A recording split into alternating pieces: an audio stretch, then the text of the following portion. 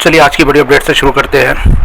اکبرالدین صاحب ایک تقریب کے خطاب کرتے ہوئے سی ایم صاحب کا شکریہ ادا کیا۔ راجیو یووا وکاسم اسکیم کے تحت 3 لاکھ کا لون سی ایم صاحب پرووائڈ کر رہے ہیں۔ بسم اللہ الرحمن الرحیم۔ آنریبل چیف منسٹر صاحب، محترم ریونت ریڈی صاحب، محترم ڈپٹی چیف منسٹر صاحب بھٹی وکرما صاحب، صدر پردیش کانگریس مہیش کمار گوڑ صاحب، دیگر منسٹرز، ساتھی اراکین اسمبلی، اراکین کونسل، ریاست تلنگانہ کے نوجوانوں کی طرف سے اور بالخصوص مائنورٹیز و مسلم نوجوانوں کی طرف سے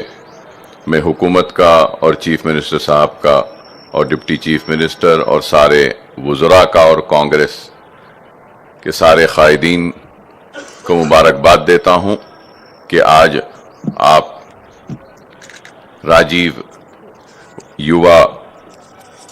جو اسکیم ہے نوجوانوں کو روزگار دینے کے لیے،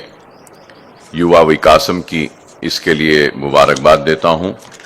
اور ساتھ ساتھ یہ بھی ضرور کہوں گا کہ نوجوان ڈگری اور تعلیم حاصل کرنے کے بعد بھی روزگار کے لیے پریشان ہیں اور بے شمار وعدے کیے گئے تھے۔ تو کسی نے کہا کہ سال میں 2 کروڑ نوکریاں دیں گے، تو کسی نے کہا کہ بے روزگاری کو دور کریں گے، مہنگائی کو کم کریں گے، لیکن بولنے والوں نے اپنے کسی وعدے کو پورا نہیں کیا۔ لیکن ریونت ریڈی صاحب کی حکومت آج آہستہ ہی صحیح اپنے کیے گئے وعدوں کو پورا کرنے کی کوشش کر رہی ہے، اور اسی کوشش کا ایک حصہ یووا وکاسم، راجیو یووا وکاسم کی اسکیم کا آغاز ہونے جا رہا ہے، جس کے لیے میں اپنی جانب سے، اپنی پارٹی کی جانب سے اور اپنے پارٹی کے صدر حیدرآباد کے رکن پارلیمنٹ نقیب ملت بیرسٹر اسدالدین اویسی صاحب کی جانب سے حکومت کو